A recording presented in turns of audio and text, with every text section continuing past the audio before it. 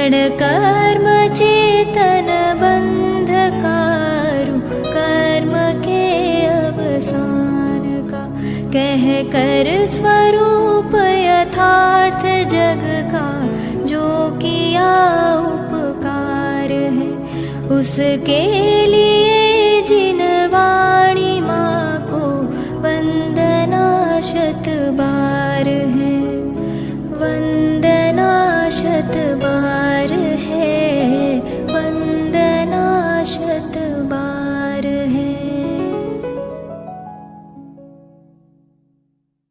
भगवान वीरो मंगलम तमो गणी, मंगलम कुंद कुंदार्यो जैन धर्मो सुमंगलम, सर्वमंगल मांगल्यम सर्वकल्याणकारकम, प्रधानं सर्वधर्माणां जैनं जयतुशास्त्रम्। श्रीमत्परं गम्भीर शाद्वादामोघलाञ्छनं, जीयात्रैलोक्यनाथस्य शासनं दिनशासनम्। शुद्ध चैतन्य पिंडाय सिद्धाय सुख संपदे, विमलागम साराय नमोस्तु परमेष्टिने। मुक्ता मुक्तैक रूपो यः कर्मभिः संविदादिना, अक्षयं परमात्मानं ज्ञानमूर्तिं नमामि तम्।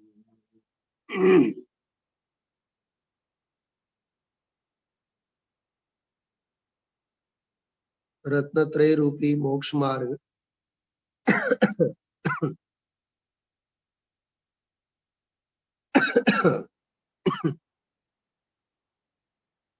11મા શ્લોક થી લઈને 15મા શ્લોક સુધી પૂરું કરીને 16મા શ્લોકમાં સમગ્ર વસ્તુ સ્વરૂપ અને રત્નત્રય રૂપી માર્ગ એની જે ચર્ચા કરી, આ 16મા શ્લોક પહેલા બે વસ્તુઓ આવી ને, એક તો અનેકાંતમય વસ્તુ સ્વરૂપ 10 નંબરના શ્લોક સુધી, 10મા શ્લોક સુધી અનેકાંતના જુદા જુદા બોલો આવ્યા, બરાબર. અને પછી 11મા શ્લોક થી મોક્ષ માર્ગની ચર્ચા શરૂ થઈ. સમ્યક દર્શન, સમ્યક જ્ઞાન અને સમ્યક ચારિત્ર, બરોબર. અને એ 4 શ્લોકોમાં વાત પૂરી થઈ.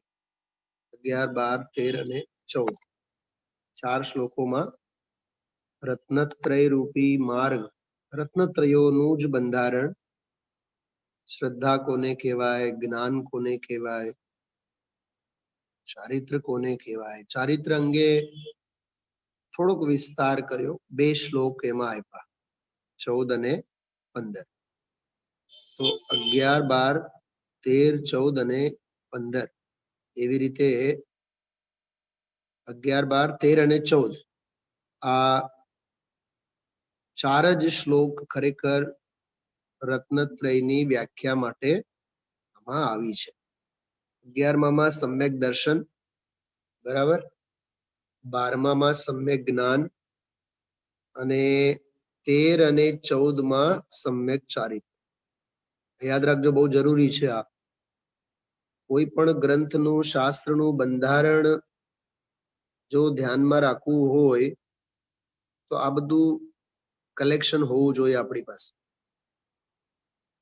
1 થી 10 સુધી તો અનેકાંતમય શૈલીએ આત્મ વસ્તુની સત્તા સિદ્ધ કરી. જગતના દ્રવ્યો સાથે કાંઈ લેવું દેવું નથી, કેમ કે ગ્રંથનું નામ છે સ્વરૂપ સંબોધન. સંભળાય છે બરાબર બધાને? હા, કયું શાસ્ત્ર વાંચીએ છીએ આપણે? સ્વરૂપ સંબોધન વાંચીએ છીએ કે નહીં? તો સ્વરૂપ સંબોધનનો અર્થ થાય છે સમયસાર. સ્વનું કેવું રૂપ છે, સ્વનું સ્વરૂપ શું છે, એને માટેનો સંબોધન છે ને આ તો. બરાબર. અથવા બીજી ભાષામાં કહીએ, નિયમસાર ગ્રંથ જ્યારે પૂરો થયો તો આચાર્ય કુંદ દેવે છેલ્લી ગાથામાં શું કીધું? મેં નિજ ભાવના માટે, આવ્યું ને, એક પ્રવચન ભક્તિ અને નિજ ભાવના બે શબ્દો આપેલા છે. આ તો પ્રવચન ભક્તિને લીધે નિજ ભાવના માટે મેં નિયમસાર શાસ્ત્રની રચના કરી છે. અકલંક દેવને પૂછીએ આપણે, તમે આ નાનકડી રચના શા માટે કરો છો? હજારો પાનામાં સંસ્કૃતમાં તમે રાજવાર્તિક જેવા ગ્રંથો લખેલા છો. અકલંક દેવની વાત કરું છું. હા, રાજવાર્તિક જેવા દાર્શનિક સૈદ્ધાંતિક શાસ્ત્રોની રચના કરી હોય તો આ 25-26 શ્લોકોમાં શું દાળિયા વળવાના છે? તો અકલંક દેવ એમ કહે છે, મેં ગામને માટે આ લખ્યું જ નથી. પહેલી વાત, હા, મેં રામને માટે લખ્યું છે, આ ગામને માટે નહીં. તો સાહેબ એ ગ્રંથનું નામ તો આપો. તો કે છે સ્વ સ્વરૂપ સંબોધન. ખ્યાલમાં આવ્યું? મેં મારા પોતાના સ્વરૂપને સંબોધિત કરવા માટે. બેઉ અર્થ હોય, કરી શકીએ આપણા વ્યાકરણની અપેક્ષાએ, જો મગજમારી કરીએ તો. સ્વ એટલે સ્વ. આમાં પરની વાત ક્યાંથી આવે? સ્વ એટલે શ્રોતાઓના સ્વને સમજાવવા માટે. આ બધા વ્યાકરણના વ્યાયામો કહેવાય, મગજમારી કહેવાય. અને ખાલી દિમાગ શૈતાન કા ઘર, સમજાય છે? આ વ્યાકરણની બધી વ્યાખ્યાઓ છે. આ ભવ્ય જીવોને પોતાના સ્વ સ્વરૂપને સમજાવવા, આવું અધ્યાત્મ છે જ નહીં. હા, સ્વ એટલે સ્વ. હું તમને પૂછું, ગાંધીજીએ, આપણે આલ્ફ્રેડ સ્કૂલ છે ને સામે, અહીંયા મંદિરની સામે, તો ગાંધીજી જ્યારે ત્યાં ધોરણ 8માં 9માં ભણતા ત્યારની એક ઘટના છે. સત્યના પ્રયોગ, ગાંધીજીની આત્મકથા. એમાં એક વાત એમણે લખી, ઇન્સ્પેક્શન માટે કોઈ સાહેબ આવ્યા હશે અને એમણે કીધું કે ભાઈ માં વિષય ઉપર નિબંધ લખવાનો. તો બીજા બધા છોકરાઓએ તો 5, 10, 15 પાના તો ભરીને લખ્યા. મારી માં તો એવી છે, મારી માં તો એવી છે, અને ગરમ ગરમ ખવડાવે છે, અને ઠંડુ તો ખાવા જ નથી દેતી ને, અને ઓહો માના ખૂબ વખાણ કરે. ગાંધીજી તો ભાષા પ્રેમી તો હતા જ. ગાંધીજી કાંઈ નહોતું લખ્યું એમાં. એને ગુજરાતીની એક કહેવત લખી રાખી એમાં, માં તે માં બીજા વગડાના વાહ. નંબર કયો આવ્યો હશે? પહેલો હશે કે સાવ છેલ્લો નંબર આવ્યો હશે? આવું કઈ નિબંધ હોય? પણ એ નિબંધ સ્પર્ધામાં ઇન્સ્પેક્શન કરવા વાળા આવેલા સાહેબ તો આફરીન થયા અને કહે કે માં અંગે કહી શું શકાય, માં તો માં હોય છે ને, માં તે માં. કહેવાનો અર્થ એવું છે, સ્વ ઈ સ્વ હોય છે. સમજાય છે? સ્વમાં દુનિયાની કથા ન હોય. તો સ્વરૂપ સંબોધન, પોતાના સ્વરૂપનું સંબોધન પોતાના અનુલક્ષે જેમાં હોય એનું નામ સ્વરૂપ સંબોધન. બોલો, ખ્યાલમાં આવ્યો? તો અકલંક દેવે આવી આધ્યાત્મિક રચના કરી છે.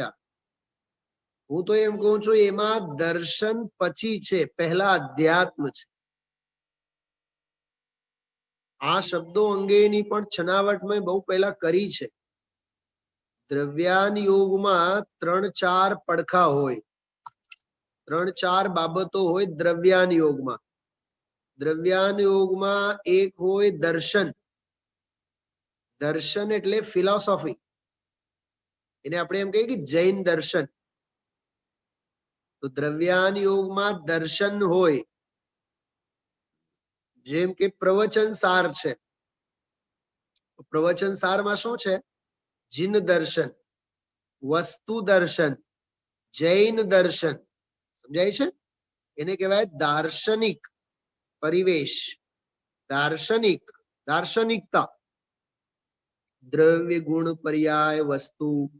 હા, એટલે વસ્તુનું બંધારણ જેમાં હોય તે પ્રકારના ગ્રંથોને દાર્શનિક કહેવાય, દાર્શનિક ગ્રંથ.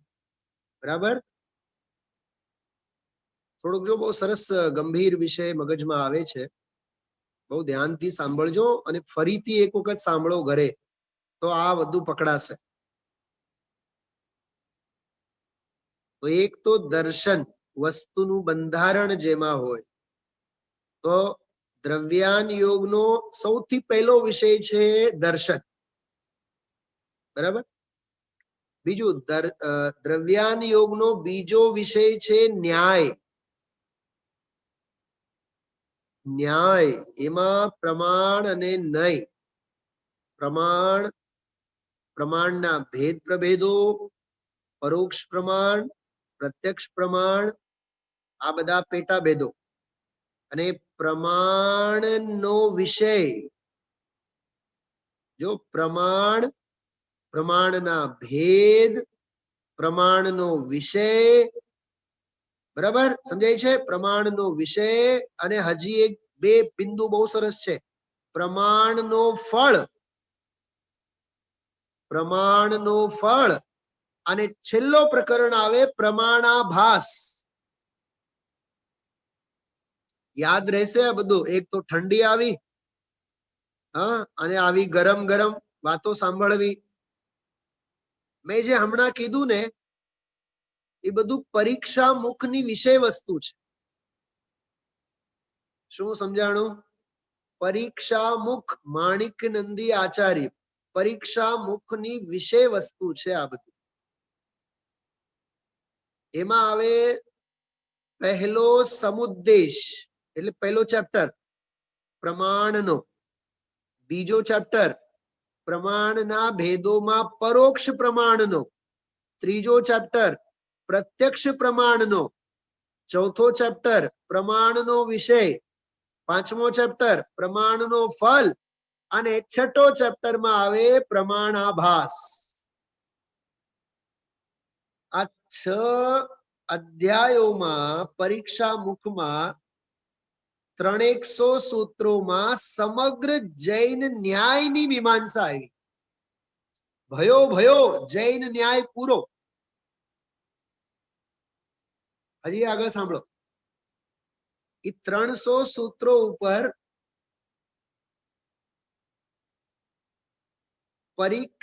પ્રમેય રત્નમાલા નામની વિશાળકાય ટીકા, વિશાળ ટીકા, પ્રમેય રત્નમાલા. ખ્યાલમાં આવ્યું? હા. અને એ પ્રમેય રત્નમાલાને આધાર બનાવીને જે 300 સૂત્રોની ટીકા પ્રમેય રત્નમાલા હતી, એના ઉપર એ પ્રમેય રત્નમાલા ટીકાના 10 ગણું વધારે, 10 ગણું. એનું નામ છે પ્રમેય કમલ માર્તંડ. કુમુદ ચંદ્રાચાર્ય ટીકા લખી. કુમુદ ચંદ્રાચાર્ય, પ્રભાચંદ્ર આચાર્ય પ્રમેય કમલ માર્તંડની રચના કરી. તમે વિચાર કરો, 2 થી 3 પાનામાં ઓલા પરીક્ષા મુખના મૂળ સૂત્રો આવી જાય. એક પાના ઉપર એક કહો તો 6 પાનામાં બધા સૂત્રો આવી જાય. ખ્યાલમાં આવ્યું?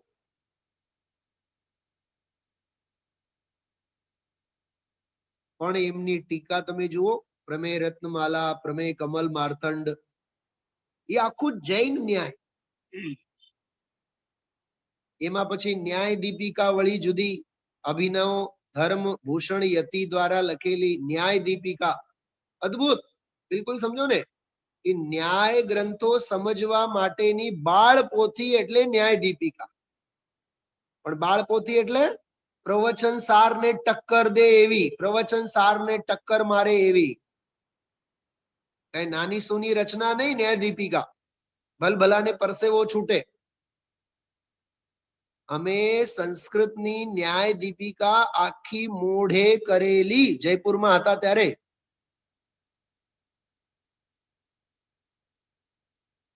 પ્રમાણ, પરોક્ષ પ્રમાણ, પ્રત્યક્ષ પ્રમાણ, એ બધો વિષય તો એ આખો ન્યાયનો વિષય. એક બીજી રચના આવે આલાપ પદ્ધતિ, એ ન્યાયનો ગ્રંથ છે. ભાનુબેન, દ્રવ્યાર્થિક ન્યાયના પ્રકાર કેટલા હોય છે? દ્રવ્યાર્થિક તો એક જ હોય ને, બરોબર? એમાં 10 પ્રકારના દ્રવ્યાર્થિક ન્યાયોની વાત છે. સાહેબ પણ કે દી વાંચવાનો. હા, એટલે ગુરુદેવશ્રી આજે કીધું ને, થોડોક અભ્યાસ જોઈએ, એ તો આ ઝીનું ઝીનું પડે, પકડાય જ નહીં. હા, વાત ચાલે છે અવલોકનની, અને એમાંથી વાત કાઢે છે આત્માવલોકનની. શું કીધું? દર્શન ચેતના એટલે તો અવલોકન માત્ર. આ હું જોઉં છું એવો એ ભેદ નહીં, એ જ્ઞાનના ખાતામાં જાય. જો સાંભળો, મને વિચાર આવતા હતા ગુરુદેવના પ્રવચનમાં, હું આત્માને અવલોકું છું. જ્ઞાનીને એવું હોય? એ પછી દર્શનનો વિષય ન રહે, એ તો જ્ઞાનનો વિષય થઈ જાય. કેમ કે જ્યાં વિશેષ ત્યાં જ્ઞાન. સર્વાર્થ સિદ્ધિ ગ્રંથમાં પૂજ્યપાદ આચાર્ય દર્શન અને જ્ઞાનની વ્યાખ્યા બહુ જબરદસ્ત આપી. એમ લખ્યું, સાંભળજો, બહુ જબરદસ્ત, બહુ મસ્ત વિષય છે બેન શૈલાબેન, તમે સાંભળજો, લખી રાખજો એ વિષય. દર્શન નિર્વિકલ્પ હોય અને જ્ઞાન સવિકલ્પ હોય. સવિકલ્પકમ જ્ઞાનમ નિર્વિકલ્પકમ દર્શનમ. સર્વાર્થ સિદ્ધિમાં પૂજ્યપાદ આચાર્ય તત્વાર સૂત્રની ટીકા. સવિકલ્પ જે હોય એટલે વિશેષ સહિત જે હોય, વિકલ્પ એટલે ઓલો રાગ દ્વેષના વિકલ્પની વાત નથી. એક પ્રશ્ન પૂછું બધાને, અમદાવાદ વાળા, પછી લખો, પેલા સાંભળો. કેવળ જ્ઞાન સવિકલ્પ હોય કે નિર્વિકલ્પ હોય? જવાબ આપો. નિર્વિકલ્પ હોય ને ભાનુબેન? હા કે ના? નિર્વિકલ્પ હોય ને? અને હું એમ કહું તો કેવળ જ્ઞાન સવિકલ્પ હોય.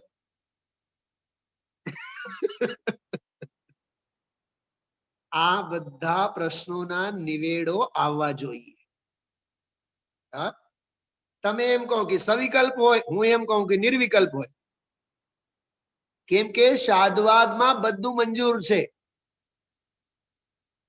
સમજાય છે?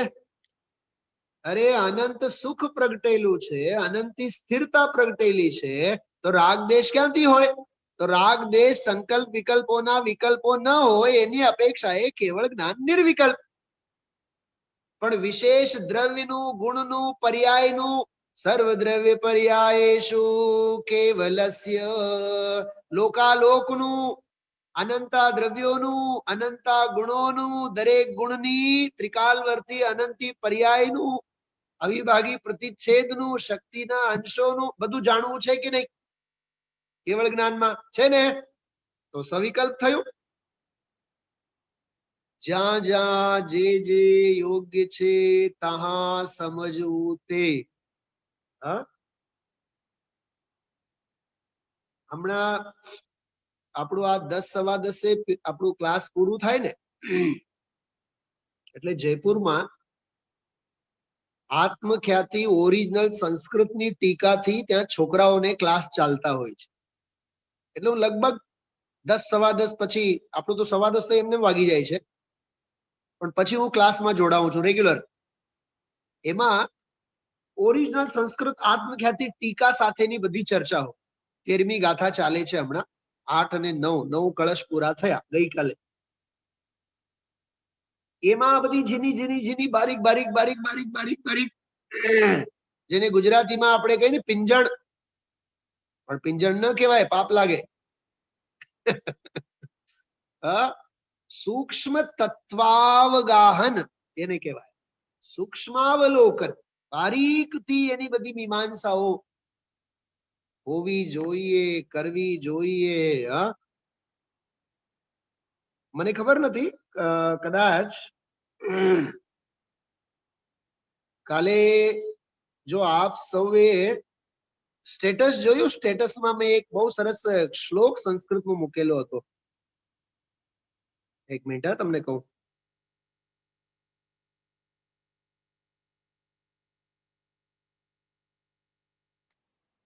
બહુ સરસ એક જ્ઞાનાર્ણવનો શ્લોક એમાં મેં મૂકેલું છે.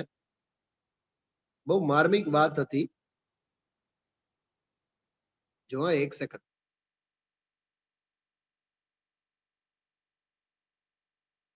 એમાં જ્ઞાનાર્ણવ અંગે એવો સરસ મજાનો શ્લોક છે કે એક જન્મમાં શું સેંકડો જન્મ થઈ જાય તોય સંયમ વિના કાર્યની સિદ્ધિ થવાની નથી. બરોબર? જો આ છે. જો જેતુમ જન્મ શતેનાપી રાગાદિ અરિપતાકિની વિના સંયમ શસ્ત્રેણ ન સદ્ભિરપી શક્યતે. આનો શુભચંદ્રાચાર્યની રચના છે આ જ્ઞાનાર્ણવ. સાથે સાથે એક વાત કરું, સાંભળો. આ શુભચંદ્રાચાર્ય કોણ છે ખબર નથી? ખબર તો શું ગુરુદેવશ્રીને સાંભળીએ છીએ આપણે? ગઈકાલે તો ગ્રંથનું નામ બોલ્યા હતા ગુરુદેવશ્રીએ. આ આચાર્યનું જ ગ્રંથનું નામ બોલ્યા હતા, પરમ અધ્યાત્મ તરંગિણી. કાલે બોલ્યા હતા. ભાનુબેન એકાસન કરજો આજે. શું બોલ્યા હતા ગઈકાલે? પરમ અધ્યાત્મ તરંગિણી. એ પરમ અધ્યાત્મ તરંગિણી આત્મખ્યાતિના 278 શ્લોકોની વ્યાખ્યા છે. પરમ અધ્યાત્મ તરંગિણી પોતે ગ્રંથ છે. એ પરમ અધ્યાત્મ તરંગિણી શાસ્ત્રના રચનાકાર છે આ શુભચંદ્રાચાર્ય, જેમણે આ જ્ઞાનાર્ણવ ગ્રંથ લખેલું છે. જ્ઞાનાર્ણવ ગ્રંથ 12 ભાવનાઓનું સ્વરૂપ સમજવા માટે અને ધ્યાન અંગે વિશેષ ગ્રંથ માનવામાં આવે છે. જ્ઞાનાર્ણવ સૌથી પહેલા અગાસીથી છપાયેલું હતું. શ્રીમદજીનો પ્રિય શાસ્ત્રોમાંનું એક છે જ્ઞાનાર્ણવ. તો શ્રીમદજી આપણને ગમે, તો શ્રીમદજીને જે ગમે એ આપણને નહીં ગમે? વાંચવું જોઈએ, શાસ્ત્રોનો અભ્યાસ કરવા જોઈએ. એમાં 298 નંબરનો શ્લોક છે.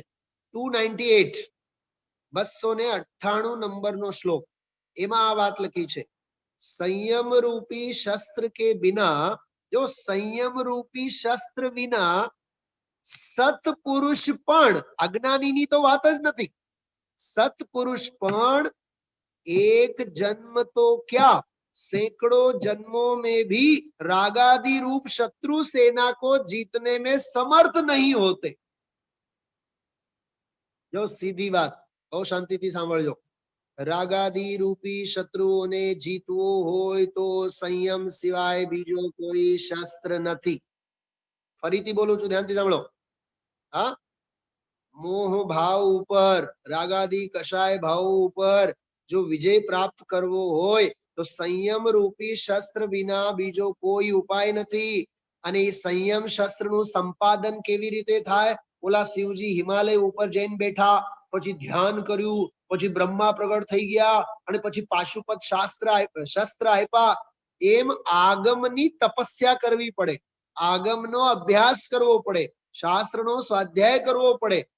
આગમ અભ્યાસ હશે તો સંયમ હશે. સંયમ કાંઈ મફતમાં મળતો નથી. કેમ કે સંયમિત થયા વિના, સાંભળો, સંયમિત થયા વિના સંયમ ક્યાંથી હોય? અને સંયમિત ક્યારે થવાય? ત્યારે આત્મા અને પરમાત્માનો મહિમા આવે, વસ્તુ સ્વરૂપનો ખ્યાલ આવે. એના માટે આગમના શરણે જઈએ તો. આગમ અભ્યાસ 2-4 કલાક, 4-6 કલાક સ્વાધ્યાય, અધ્યયન, અભ્યાસ બધો હોવો જોઈએ. એટલે સીધી વાત, શબ્દ બ્રહ્મની ઉપાસના, શબ્દ બ્રહ્મની ઉપાસના. અને શબ્દ બ્રહ્મની ઉપાસનામાં પણ ઉપાસના કોની? શબ્દોની નહીં, શુદ્ધ બ્રહ્મની ઉપાસના. શું આ બધું નવું નવું નવું કંઈક સમજાય છે? હા, શુદ્ધ બ્રહ્મ પરમાત્મા, શબ્દ બ્રહ્મ જીનવાણી. આ પંક્તિ યાદ રાખવાની. દેવશાસ્ત્ર ગુરુની પૂજા. હા, શુદ્ધ બ્રહ્મ પરમાત્મા. શુદ્ધ બ્રહ્મ તો મારો પરમાત્મા છે, આત્મા. અને શબ્દ બ્રહ્મ તો જીનવાણી છે. તો જીનવાણીના શરણ સિવાય, શબ્દ બ્રહ્મની ઉપાસના સિવાય શુદ્ધ બ્રહ્મ નહીં સમજાય. અને શુદ્ધ બ્રહ્મ ન સમજાય ત્યાં સુધી જીવન સંયમિત ન બને, અસંયમ દૂર નહીં થાય.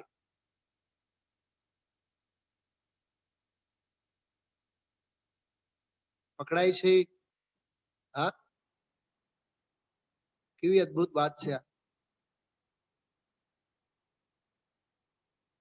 થોડુંક આ અનુસંધાનમાં બીજી એક વાત યાદ આવી. ઇષ્ટોપદેશ.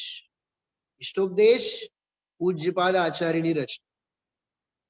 એમાં 2 શ્લોકો છે, લાગે એક સરખા પણ એક સરખા નથી. એમાં એવું લખ્યું છે, યથા યથા સમાયાતિ સંવિત્તૌ તત્વમુત્તમમ. સંવિત્તૌ અર્થાત મારી સ્વસંવેદનમાં, મારા સ્વસંવેદનમાં, મારી અનુભૂતિમાં. યથા યથા સમાયાતિ સંવિત્તૌ તત્વમુત્તમમ. ઉત્તમાથી ઉત્તમ, ઉત્તમાથી ઉત્તમ તત્વ જેમ જેમ સ્વસંવેદનમાં આવે છે. આ તો સમજાય છે ને? હા, યથા યથા સમાયાતિ, જેમ જેમ સમાય છે. સાવ ઠેઠ ગુજરાતીમાં આપણે કરીએ તો, જેમ જેમ સમાય છે, આવે છે, પ્રવેશે છે. શું? યથા યથા સમાયાતિ સંવિત્તૌ. સંવિત્તૌ અર્થાત મારી સંવેદનામાં, મારા સ્વસંવેદનમાં, મારી પ્રતીતિમાં. શું? તત્વમુત્તમમ. ઉત્તમાથી ઉત્તમ તત્વ જેમ જેમ મારા સ્વસંવેદનમાં આવે છે, મારા હૈયે સમાય છે. તથા તથા ન રોચંતે. તથા તથા ન રોચંતે. તેમ તેમ હવે રૂચતા નથી, તેમ તેમ હવે ફાવતા નથી, તેમ તેમ હવે ગમતા નથી. શું? તથા તથા ન રોચંતે વિષયા સુલભાપી. સુલભ એવા વિષય ભોગો પણ હવે રૂચતા નથી. પૂછો ચક્રવર્તીને. ચક્રવર્તી માટે સુલભ કેમ કીધું છે? વિચાર કરો. આપણા જેવા મીડિયમ ક્લાસના મધ્યમ વર્ગીય જીવોને 2 ટંચના રોટલા માટે કેટલા હાથ પગ હલાવવા પડે? બોલો કુસુમબેન. કુસુમબેન, તમને પૂછું છું, ક્યાં ધ્યાન છે? હા, 58-60 વર્ષ સુધી આજીવિકા પાછળ કુચ્ચે મરવું પડે. ચલા બેન, સુલભા શબ્દનો અર્થ પ્રભાચંદ્ર આચાર્ય એટલું સરસ કર્યું છે, સુલભ સુલભ વિષયો તો શલાકા પુરુષોને હોય. શું સુલભ એટલે ખ્યાલમાં આવે છે? અહીંયા આપણે એક નોકરાનીને રાખવી હોય ને રસોઈ માટે તોય 5-10 હજાર પગાર દેવા પડે. ચક્રવર્તીની તો સેવા જ અસંખ્ય દેવો કરે. ચક્રવર્તીની 16,000 દેવો તો એની પટરાનીની સેવા કરે. બોલો. તોય चक्रवर्ती की संपदा इंद्र सरी के भोग, कागवीट समगिनत है सम्यक दृष्टि लोक. याद रखजो, तथा तथा न रोचंते, तेम तेम रुचता નથી. શું નથી रुचता?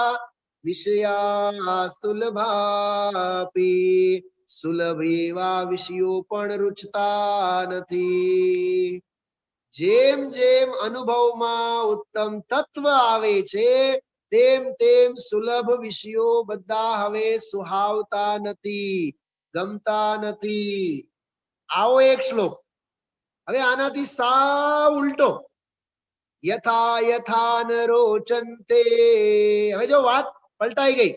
યથા યથા ન રોચંતે વિષયા સુલભા અપી, તથા તથા સમાયાતિ સંવિત્તો તત્વમુત્તમમ.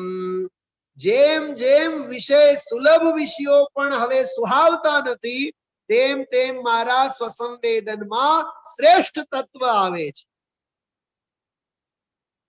જો બહુ ટૂંકમાં મેં કીધું આ 2 શ્લોક. પહેલું સાચું કે બીજું સાચું?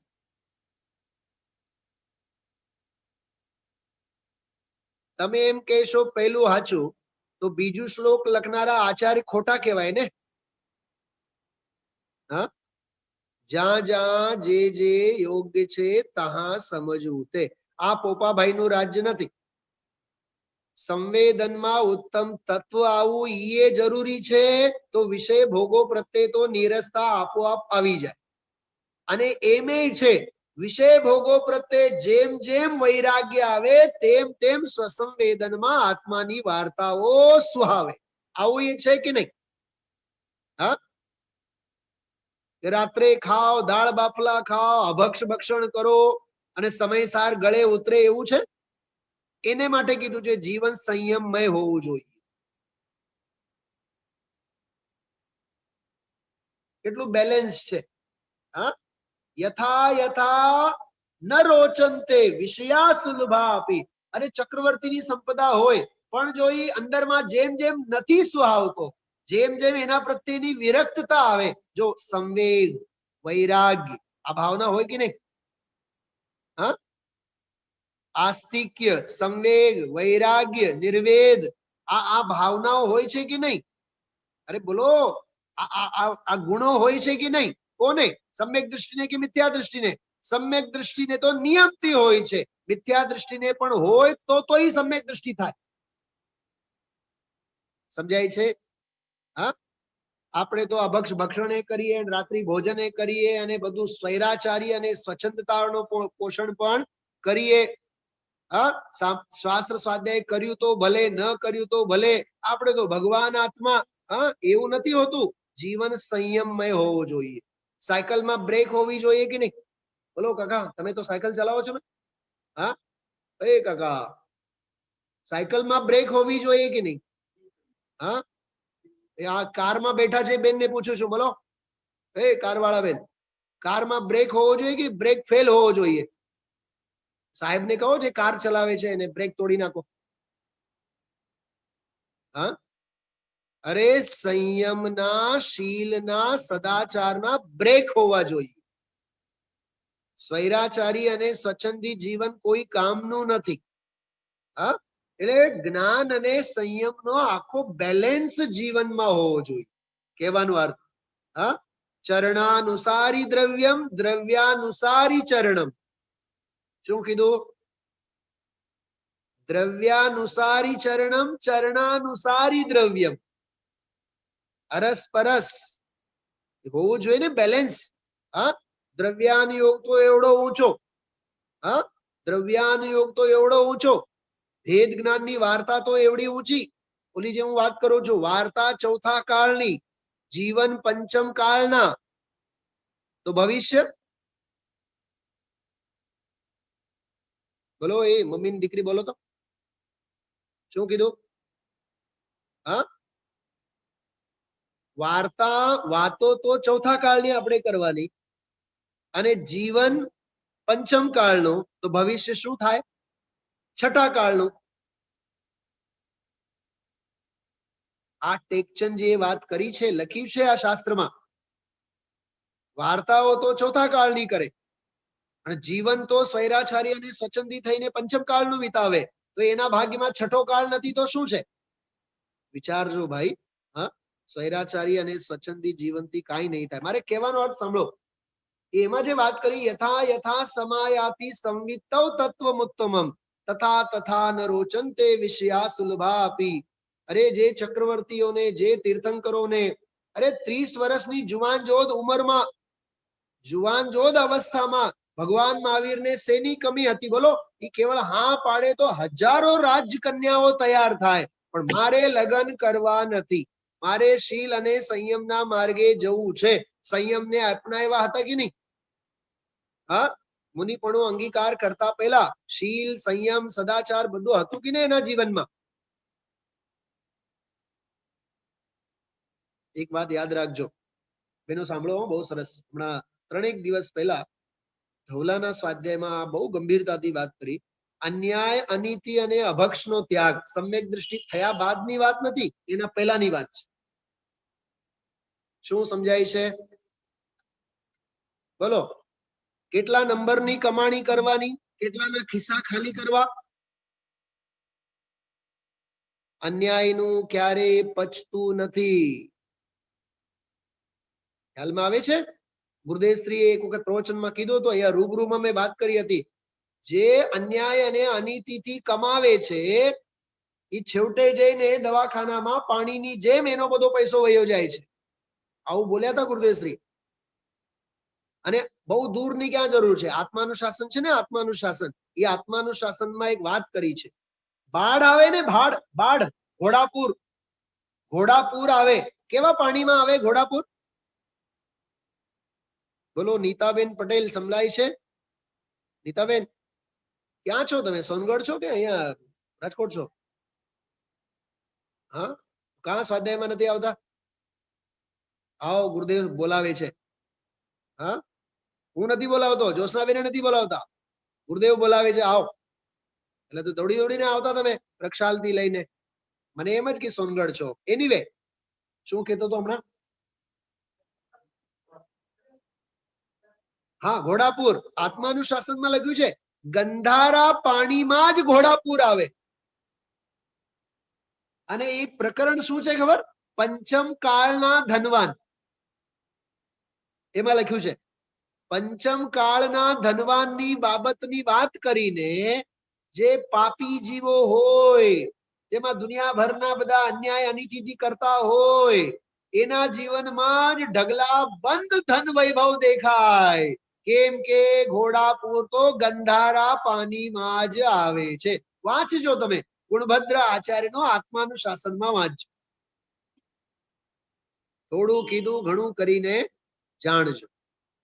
બહુ મર્યાદામાં રહીને, બહુ આનંદમાં રહીને, કૃષ્ણાબેન, બહુ શીલ, સદાચાર, સંયમ, ગંભીરતાથી, સાદગીથી જીવન જીવવા જેવું છે. હા, હું એમ કહું છું, લાખો આપણી પાસે હશે, મોક્ષ નહીં થાય? કરોડો હશે તો જ મોક્ષ થાય? હા,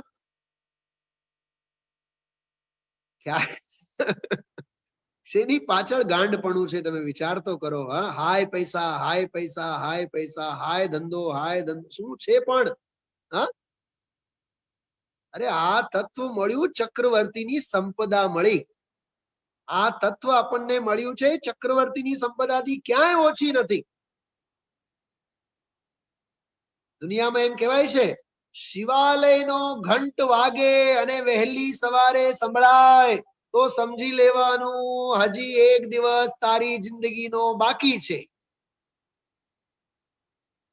એમ ભગવાન આત્મા આ તત્વની વાત ગુરુદેવશ્રીના શ્રી મુખેથી શંખનાદની જેમ આપણને સાંભળવા મળી તો સમજી લેવાનું મનુષ્ય ભાવમાં મારે હજી એક દિવસ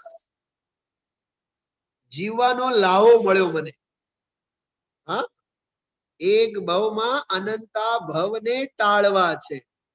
એ આખો વાક્ય શું છે ખબર? પત્રનો અંશ. બહુ સરસ છે, સાંભળો. શ્રીમદજીના એક પત્રમાં આવે છે એ વાત. કાલે મને યાદ નહોતું આવ્યું, અત્યારે યાદ આવ્યું. જેટલી રુચિ અને રસ વિષય કશાયો પ્રત્યે છે એટલી નહીં, એના કરતા અનંત ગણું રુચિ અને રસ આત્મા પ્રત્યે હોવો જોઈએ. શું બોલ્યા? જેટલી રુચિ અને જેટલો રસ વિષય કશાયો પ્રત્યે હોય છે એટલી રુચિ નહીં, એનાથી અનંત ગણી રુચિ અને અનંત ગણો રસ આત્મા પ્રત્યે હોવો જોઈએ. કેમ? કેમ કે એક ભવમાં અનંતા ભવ ટાળવા છે. આવું વાક્ય છે ઓરિજિનલમાં, પત્રનો અંશ છે. હા, કારગાડી વાળા હમણાંનું એક કામ કરશો, મને ઓલા શ્રીમદ રાજચંદ્ર મૂળ ગ્રંથમાં કયા પત્રમાં છે મને શોધીને મોકલો તો. મારી પાસે તો ટેબ્લેટમાં મેં ઓપન કરી રાખ્યું છે, પણ હોમવર્ક કરો, ઉથલાવો એ 500 પાના 1000 પાના એમાં.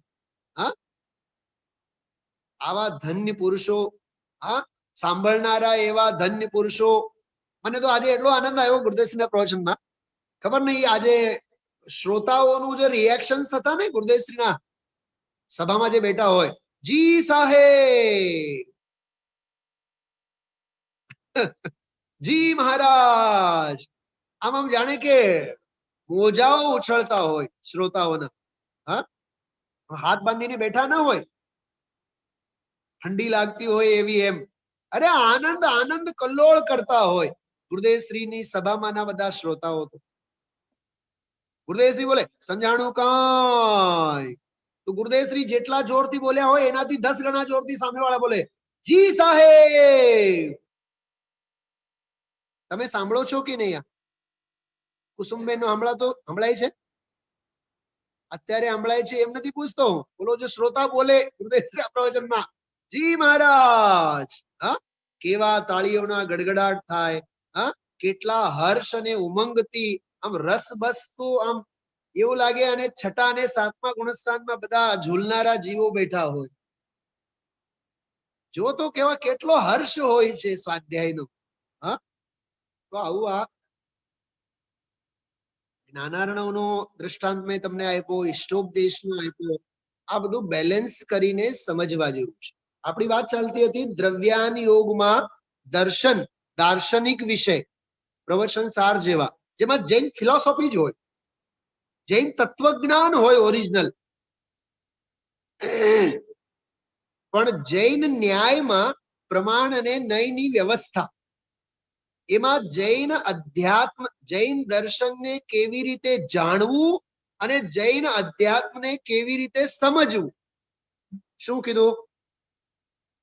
જો હા, બહુ જોરદાર, શું કહેવાય, ટોપ ગેર ઉપરની વાત કરું છું. શું કીધું? શૈલાબેન બોલો તો. જૈન દર્શનને કેમ જાણવું અને જૈન અધ્યાત્મને કેમ સમજવું, એના માટે જે સેતુનું કામ કરે એનું નામ જૈન ન્યાય. દુનિયામાં એક રામ સેતુ જ છે, બાકી બધા રાહુ અને કેતુ છે. સમજાણું? હા, પોતાની સ્વાનુભૂતિ રૂપી રમણી સીતાને જો સમજવું હોય, હા, તો આ એક ન્યાય, એક જ સેતુ છે. બાકી બધા રાહુ અને કેતુ છે. રાહુ અને કેતુ સમજાય છે? બધાને સમજાય છે? ઓહો હો, એટલે હજી સમયસાર વાંચવું બહુ જરૂરી છે. કેમ કે રાહુ કેતુ તો સમજાઈ જાય, હા, અને આ ન્યાયનો સેતુ નહીં સમજાય. એટલે એક દિવસ સ્વાધ્યાયમાં લીધું હતું ને આપણે, પ્રમાણ, પ્રમાતા, પ્રમેય, પ્રમિતિ, અનુમાન, અનુમાતા, અનુમેય, અનુમિતિ. એક બે બહેનોના મને ફોન આવ્યા, મને કે પંડિતજી ઓલું પ્રમિતિ નું કઈ સમજાણું નહીં. બીજી વખત સાંભળો. હા, પ્રમાણ નું ફળ ઈ પ્રમિતિ, બીજું શું? પ્રમાણ નું ફળ ઈ પ્રમિતિ. હા, थोड़ा बहुत न्याय व्याकरण का अभ्यास चाहिए. હા, ન્યાય વ્યાકરણ નો ઠોસ અભ્યાસ જોઈએ. ત્રણ વાત થઈ, સાંભળો. જૈન દર્શન, જૈન ન્યાય અને જૈન અધ્યાત્મ. દર્શન, ન્યાય અને અધ્યાત્મ. તમને ગજબની વાત લાગશે, આ ત્રણે ત્રણ પ્રથમાન યોગની શાખા નથી, આ ત્રણે કર્ણાન યોગની શાખા નથી, આ ત્રણે ચરણાન યોગની શાખા નથી, દ્રવ્યાન યોગની શાખા છે. બોલો કેવું ગજબનું છે બધું. હા, જૈન દર્શન ને સમજવું હોય તો પ્રવચન સાર વાંચો. જૈન ન્યાય ને સમજવું હોય તો જિનાગમના ન્યાયના ગ્રંથો વાંચો. એ તો પ્રવચન સારની ટીકાઓમાં, આત્મખ્યાતિની ટીકામાં જે ન્યાયની શૈલીઓ છે એ વાંચો. અને જૈન અધ્યાત્મને સમજવું હોય તો સમય સાર અને નિયમ સારને સમજો. સમય સારમાં અધ્યાત્મનું બંધારણ અને નિયમ સારમાં અધ્યાત્મનો પ્રયોગ. શું કીધું? આ વળી નવી વાત સમજ્યા કે નહીં? હા, જો એક બીજ મંત્ર છે ને, બીજ મંત્ર, સહજાનંદ સ્વરૂપો અહમ, એમ બોલીએ ને આપણે. એ બીજો એક બોલીએ છીએ, ઓમ સચ્ચિદાનંદ સ્વરૂપો અહમ. સત, ચિત અને આનંદ સ્વરૂપી હું છું. સત એટલે પંચાસ્તિકાય અને પ્રવચન સાર, ચિત એટલે સમય સાર, આનંદ એટલે નિયમ સાર. કલકત્તા વાળા નથી લખવું? હા, શું કીધું? સતની વ્યાખ્યા કયા શાસ્ત્રોમાં છે? પંચાસ્તિકાય અને પ્રવચન સાર. તો સ્વામી, પંચાસ્તિકાય અને પ્રવચન સારમાં સતનું બંધારણ. ચિત્ત એટલે ચૈતન્ય, તો ચૈતન્યની વ્યાખ્યા શેમાં? સમય સારમાં. જો સાંભળો, સમય સારમાં પ્રયોગ નથી, સમય સારમાં એનું બંધારણ કેવું છે ખ્યાલમાં આવ્યું? અને પ્રયોગની આખી વિધિ જે છે એ વિધિ સમજવા માટે જીવ અધિકાર, અજીવ અધિકાર, શુદ્ધોપયોગ અધિકાર, શુદ્ધ ભાવ અધિકાર, વ્યવહાર ચારિત્ર અધિકાર, પરમાર્થ પ્રતિક્રમણ અધિકાર, પરમ આલોચના અધિકાર, પરમ ભક્તિ અધિકાર, પરમ સમાધિ અધિકાર અને શુદ્ધોપયોગ અધિકાર. કયું? નિયમ સાર. અધ્યાત્મનું બંધારણ સમય સારમાં અને અધ્યાત્મની પ્રયોગશાલા એટલે નિયમ સાર. આવું છે ભાઈ. હા, ખ્યાલમાં આવ્યું? એટલે આજે આપણે રત્નત્રયના બંધારણના સંદર્ભમાં જે બધી વાંચીએ છીએ, બધી ચર્ચા સ્વરૂપ સંબોધન સ્તોત્રમાં બહુ આગળ પાછળ બધું બેકગ્રાઉન્ડ છે. તો આમાં સ્વરૂપ સંબોધનના 10 શ્લોકોમાં તો આત્માનું બંધારણ, જગતનું નહીં. એ નિત્યાનિત્યાત્મક બોલ આદિ બધા જગતમાં છે, એની સાથે મારે કાંઈ લેવું દેવું નથી. અકલંક દેવ કહે છે મારો આત્મા કેવો અનેકાંતમય છે. એ 10 શ્લોકોમાં વાત કરી. અને 11, 12, 13, 14 4 શ્લોકોમાં એ રત્નત્રયનો માર્ગ કેવો છે, એ જે આત્માને મારે અંદરમાં ઉતારવું છે, એની પ્રતીતિ, એનું જ્ઞાન, એનું પરિણમન. ખ્યાલમાં આવ્યું? અને 15મા શ્લોકમાં બહિરંગ હેતુ અને અંતરંગ હેતુ, બહિરંગ કારણ અને અંતરંગ કારણ. મૂળમાં તો અંતરંગ કારણ જ છે. ખ્યાલમાં આવ્યું? અને પછી સલાહ અને સૂચનો આપણને આપી. કશાયોના ભારમાં રહેશું તો નિર્ભાર આત્મા નહીં સમજાય. 17મો શ્લોક, હા, કશાયથી રંજાયેલો જીવ, કશાયના રંગે રંગાયેલો જીવ, નિષ્કશાય વીતરાગ સ્વરૂપી ભગવાન આત્માને સમજી શકતો નથી. એટલે જો 17 ગાથા સુધી, 17 શ્લોક સુધી કેટલો અંદરનો અદ્ભુત પ્રકરણ આવ્યો છે. બરોબર. બસ 1 મિનિટમાં હું વિરામ લઉં છું. આજના ગુરુદેવ શ્રીના વ્યાખ્યાનનો વિશેષ આનંદ જો લેવો હોય તો આપ સૌ આજ રાત્રિના સ્વાધ્યાયમાં પધારો. એમાં પાહુડ દોહાનો ઓલો શ્લોક આવે છે. હવે આજે લેશું આપણે પાહુડ દોહા. બરોબર. એ પાહુડ દોહાનો શ્લોક લઈને આપણે આજે જે પ્રવચનમાં ચક્ષુ દર્શન, અચક્ષુ દર્શન, અવધિ દર્શન, કેવળ દર્શન, દર્શન ચેતનાના આ 4 પ્રકારો. બરોબર. આમાં સમ્યક દર્શન પ્લસ અચક્ષુ દર્શન, આ બંનેનો કોમ્બિનેશન કેવી રીતે છે? અવલોકન, સામાન્ય અવલોકન કરવામાં તો અભવી જીવ પણ અવલોકન કરે છે, મિથ્યા દ્રષ્ટિ જીવ પણ અવલોકન કરે છે, પણ સમ્યક દર્શન બોનસ સાથે રાખીને અવલોકન કરવાનું આત્માવલોકન એ જ્ઞાનીનું જ સાચું છે, અજ્ઞાનીનું નથી. કેમ કે મન વડે અભવ્ય અને અજ્ઞાની જીવ તો પરને જ અવલોકે છે, આત્માને અવલોકતા નથી. જો કે દર્શન ચેતનામાં અવલોકવામાં કેવળ અવલોકન છે, એમાં કોઈ આત્મ પ્રતીતિ અને અનુભૂતિની કોઈ વાત છે નહીં. બરોબર.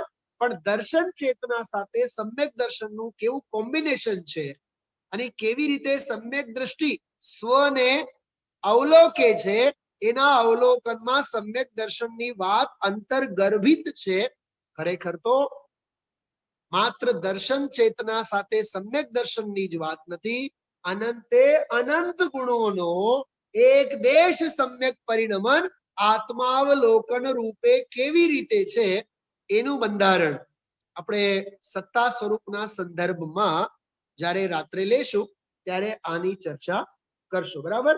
શાસ્ત્ર ગ્રંથ સાથે લઈને બેસજો. ગુરુદેવ શ્રીના વ્યાખ્યાનોને આધારે આપણે આજે રાત્રે લેશું. હાથ જોડીએ બધા જીનવાણીની વંદના માટે.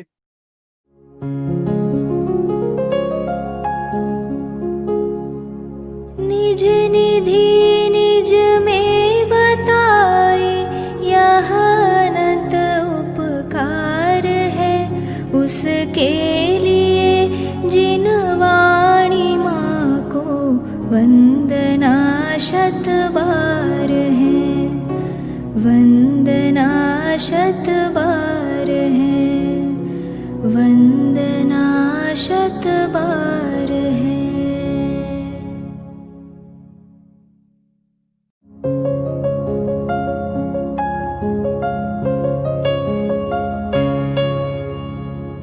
जिनवाणी भारती तो ही जपो दिन रैन, जो तेरी शरणा गहे सो पावे सुख चैन. जावाणी के ज्ञान ते सूझे लोकालोक, सोवाणी मस्तक नवो सदा देत हो ढोक, सदा देत हो